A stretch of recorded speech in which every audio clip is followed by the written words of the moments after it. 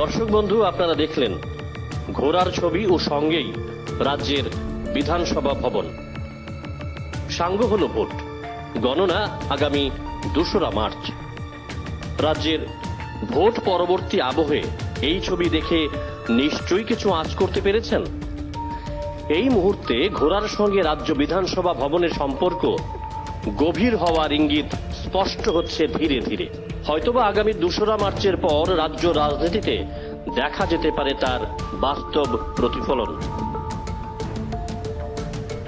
আয়ারাম গয়ারাম বা ঘোড়া কেনা বেচা, ভারতীয় রাজনীতির এটাই দস্তুর। এর প্রভাব রাজ্য রাজনীতিতেও।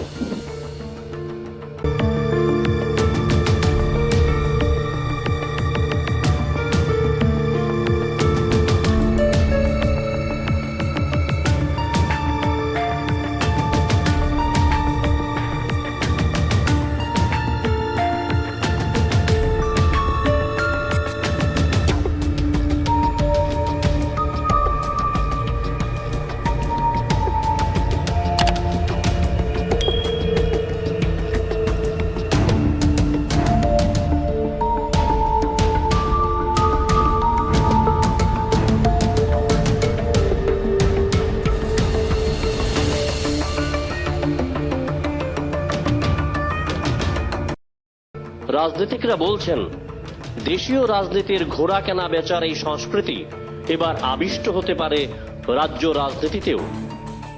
২০২৩-এর ভোটে এককভাবে কোনো দল সরকার গঠন করার জায়গাতে নাও পৌঁছতে পারে। তার জন্য বিভিন্ন রাজনৈতিক দল ঘোড়া ধরার জন্য জাল বিস্তার করে রেখেছে। প্রয়োজন হলেই টাকার ঝুলি নিয়ে রাজনীতির মহাজনরা ঝাঁপিয়ে পড়বে সংসদীয় রাজনীতির ঘোড়া কেনা বেচার বাজারে এবং মোটা অঙ্কের বিনিময়ে তুলে নেবেন নিজেদের প্রয়োজনীয় সাদা কালো ঘোড়াকে।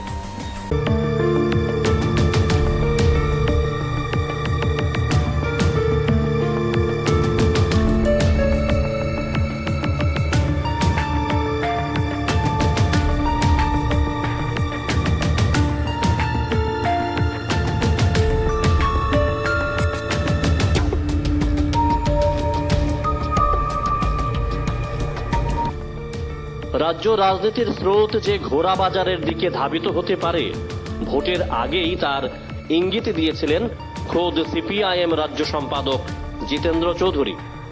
তিনি বলেছিলেন, রাজ্যে হর্স ট্রেডার মহোদয় অবস্থান করেও তিনি কিছুই করতে পারছেন না। অর্থাৎ ভোটের আগে নাম না করেই জিতেন্দ্র চৌধুরী কটাক্ষ করলেন কেন্দ্রীয় স্বরাষ্ট্রমন্ত্রী অমিত শাহকে। তোমরা গণতান্ত্রিক দলগুলো ঐক্যবদ্ধ হও। কাজেই যে হর্স ট্রেডার মহোদয় এসছেন আজকে ত্রিপুরাজ্যে, তিনি যতই চেষ্টা করুন না কেন ত্রিপুরাজ্যের জনগণ এটা হতে দেবেন। রাজনীতিকরা বলে থাকেন, ভারতীয় রাজনীতিতে ঘোড়া কেনা বেচার ক্ষেত্রে মাহির অমিত শাহ। তিনি এই কাজ কতটা নিপুণতার সঙ্গে করে থাকেন তার বহু প্রমাণ দিয়েছেন আগেই। তাই রাজ্যের বাম কংগ্রেস জোট আতঙ্কিত আছে হর্স ট্রেডিং এর টাইকুন অমিত শাহকে নিয়ে। দেশের বিভিন্ন রাজ্য সহ উত্তর পূর্বাঞ্চলে ঘোড়া কেনা বেচার বহু নজির রয়েছে। বিজেপি মাত্র 2টি আসন পেয়েও ঘোড়া কেনা বেচার মাধ্যমে সরকার গঠন করে নিয়েছে।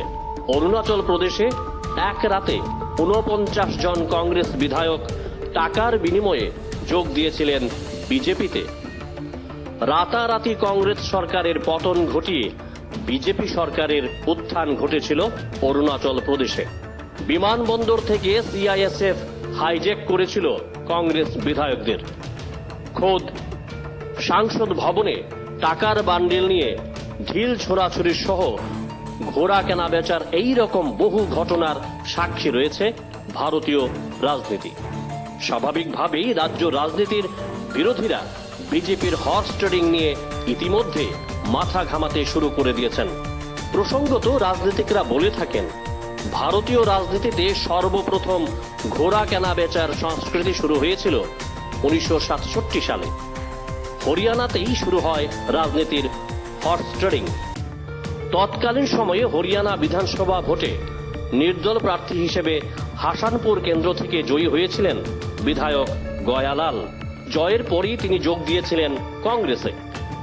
এরপরেই শুরু হয়েছিল আসল খেলা। 15 দিনের মধ্যেই গয়ালাল 3 বার দল বদল করেন। প্রথমে কংগ্রেস ছেড়ে ইউনাইটেড ফ্রন্টে, তারপর ইউনাইটেড ফ্রন্ট ছেড়ে আবার কংগ্রেসে, এবং তার 9 ঘন্টার মধ্যেই ইউনাইটেড ফ্রন্টে প্রত্যাবর্তন। এই ইউনাইটেড ফ্রন্ট ছিল নির্দল প্রার্থীদের একটা জোট।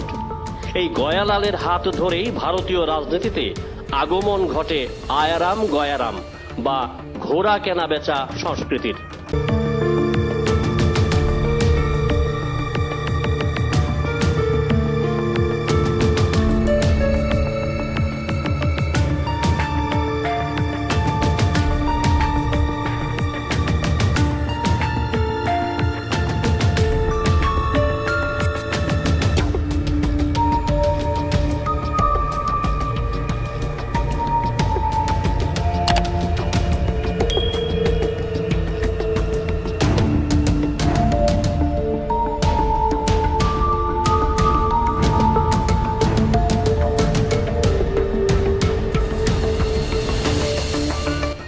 Bureau Report, Jam 24 News।